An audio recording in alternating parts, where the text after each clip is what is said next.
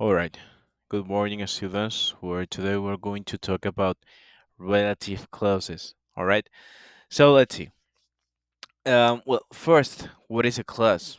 Easy. All right. It's easy. A clause is a group of words that contains a subject and a verb. Easy.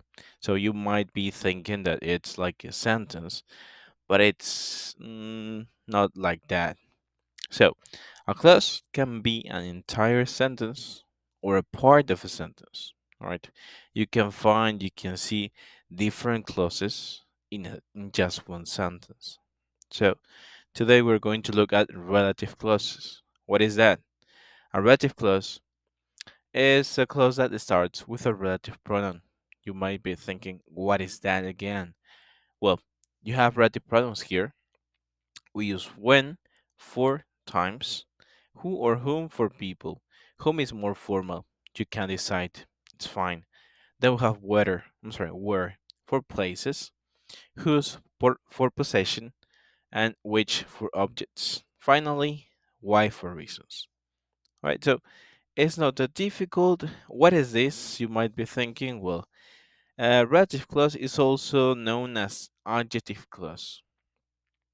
All right, so as adjectives, adjectives are or adjectives gives us more information about a noun, right? For example, black cat.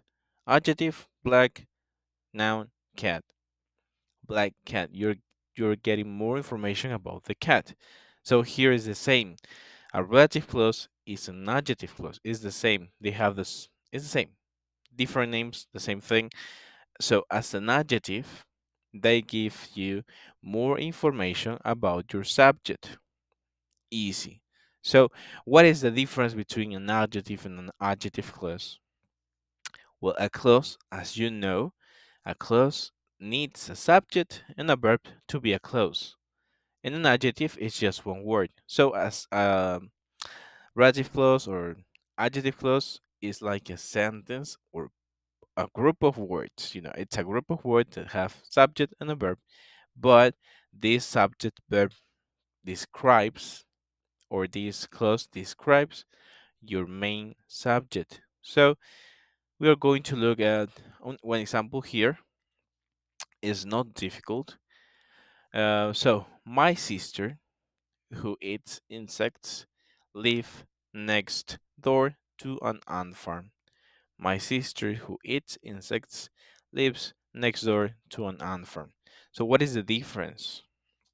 Well, first, you can see the first sentence has commas, right? It has commas. And the second sentence, not, right? So, let's see. Well, I cannot write here, but, well, my sister, who eats insects, what is between the commas? It's not necessary to understand the sentence. And if you do not have a comma, it's necessary to understand the sentence. Why? Well, look at this.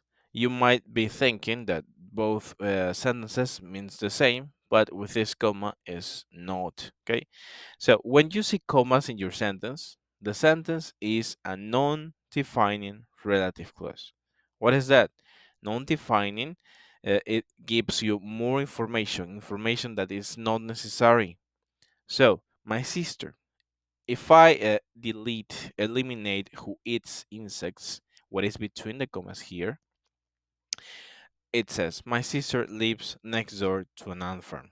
And as you can see, we have just one sister. So it's not necessary to specify which sister am I talking about.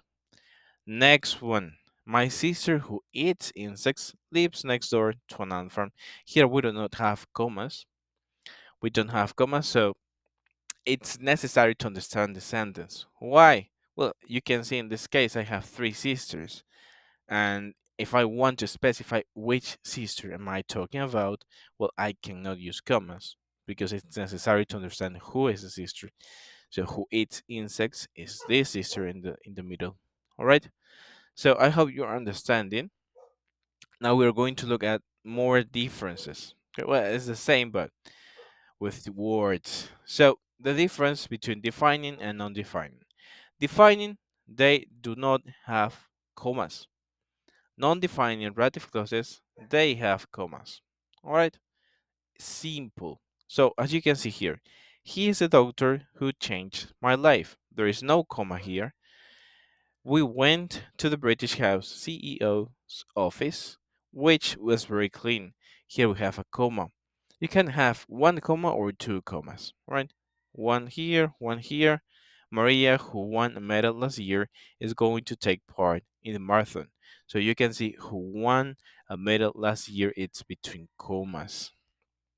So non-defining, they have commas, and defining relative clauses, they do not have commas. Oh, as you can see, the boy whose family came from Japan is in my class this year. There is no comma here, so it's a defining relative clause. The next difference, okay? The information contained in the relative clause is essential. For what? To understand. It's essential to understand the sentence. Why? Well, you have to know who. For example, he's the teacher changed my life. I'm sorry. He's the teacher.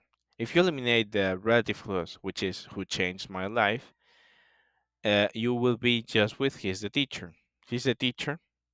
I don't understand your sentence. He's the teacher. Who? Who? I don't understand.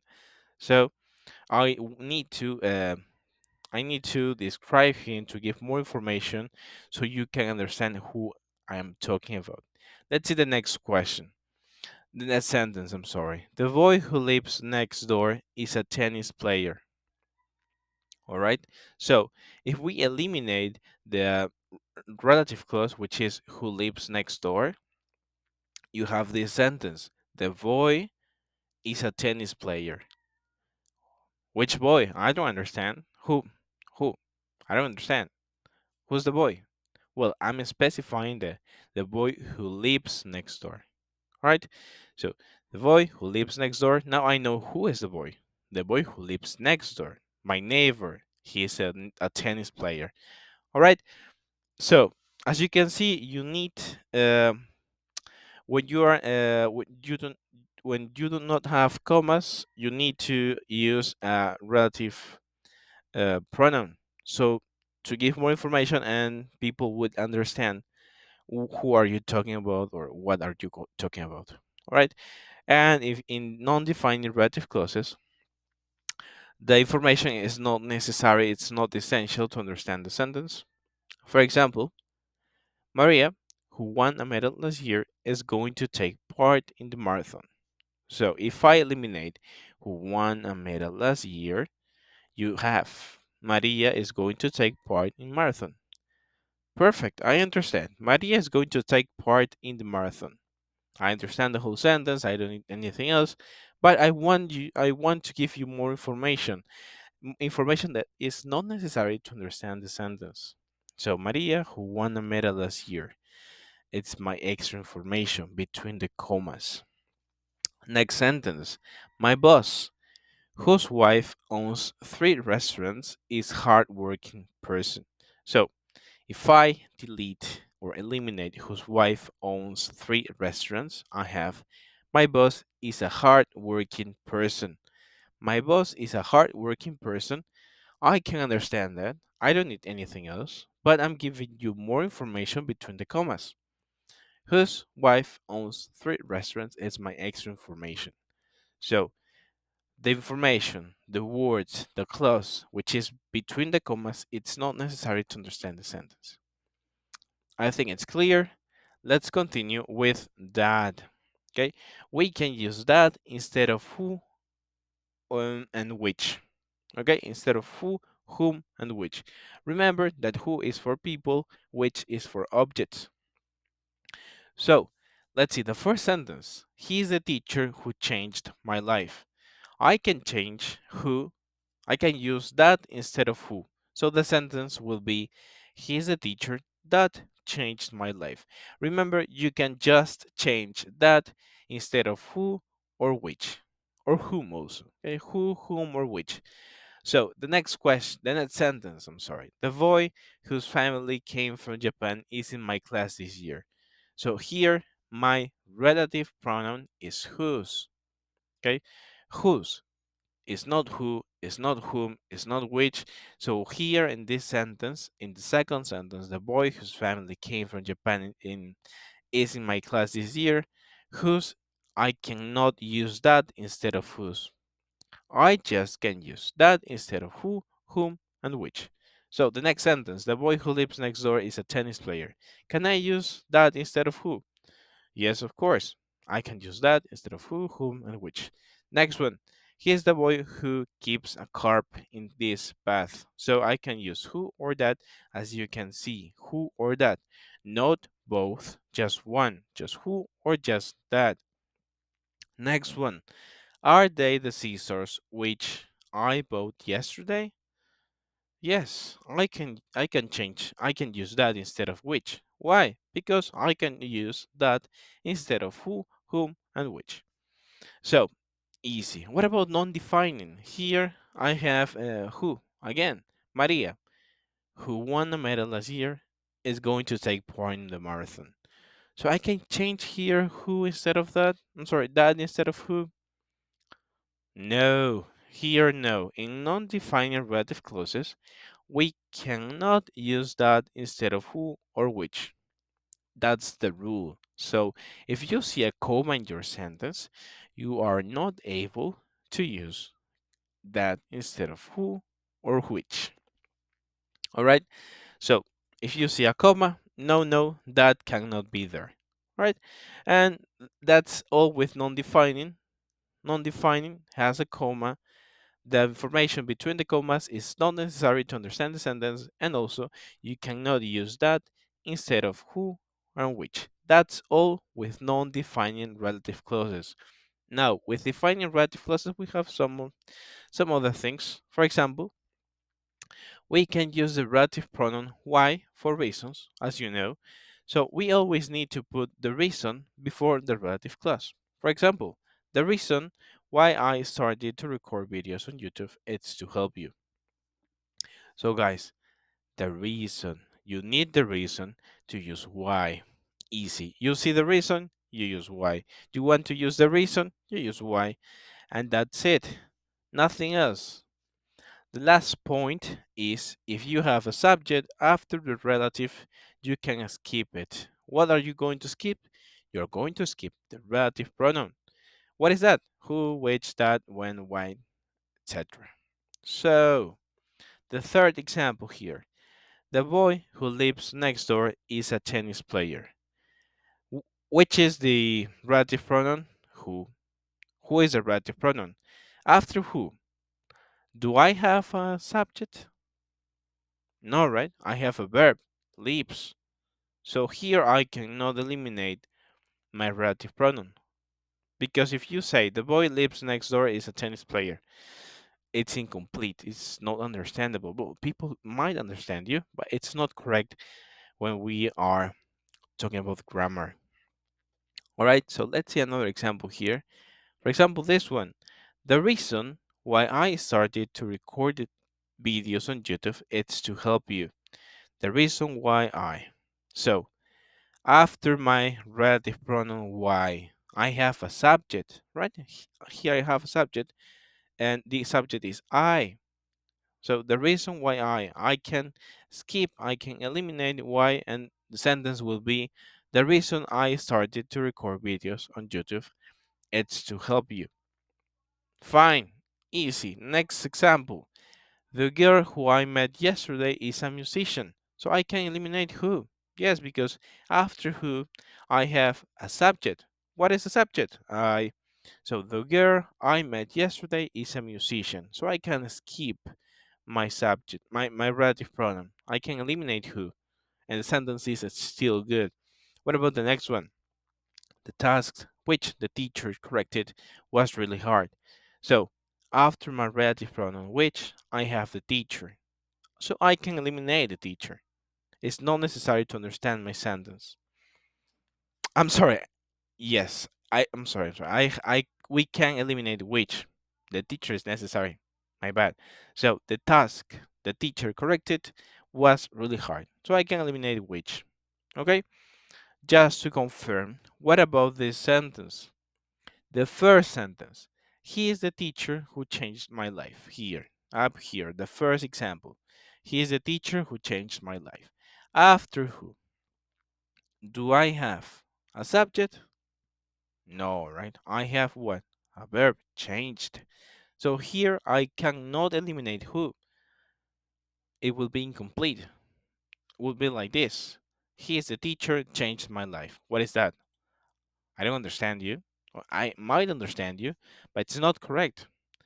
So, guys, you just can skip the relative pronoun when you have a subject after the relative pronoun. For example, last example, are they the scissors which I bought yesterday? It's a question. So it doesn't matter. After my relative pronoun, I have a subject. I can skip the relative pronoun. So are they the scissors I bought yesterday? Yes. All right. All right, guys. So this is defining relative clauses and non-defining relative clauses. Remember that this is well, these are they are our adjective clauses. All right. As an adjective, they give us more information. Okay, more information about the subject. For example, Maria won a medal. Who won a medal? I'm getting more information. My boss, whose wife owns 3 restaurants. I am having more information. I have more information. The new film, which will be released in May, I have more information about who, about the film, about my boss, about Maria. So as you can see, they give us more information. They are adjective clauses. It's the other name. Okay, so this is part of this list. Wait a second. Wait a second. Here I have my map here. So these are the type of clauses. All right. We have main or independent clause, and we have subordinate or dependent clause. As you can see, dependent clause, they depend on what? On another clause or on the main clause to understand it. We are going to look at this in another video. So as you can see, this is an adjective clause. An adjective clause is one of the clauses of us dependent clause. You need more.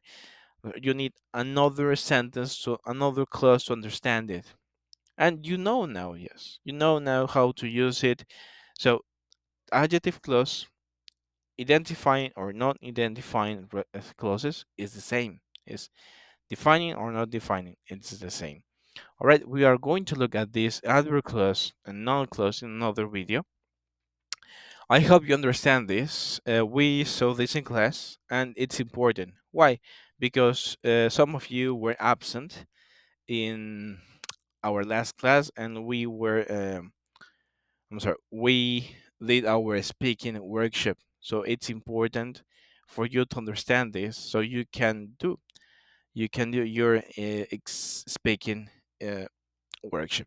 So, guys, if you have any questions, please do not hesitate. Just ask me through the platform, through WhatsApp. And, well, this is all. Thank you very much for watching the video and see you in class. See you in class, guys.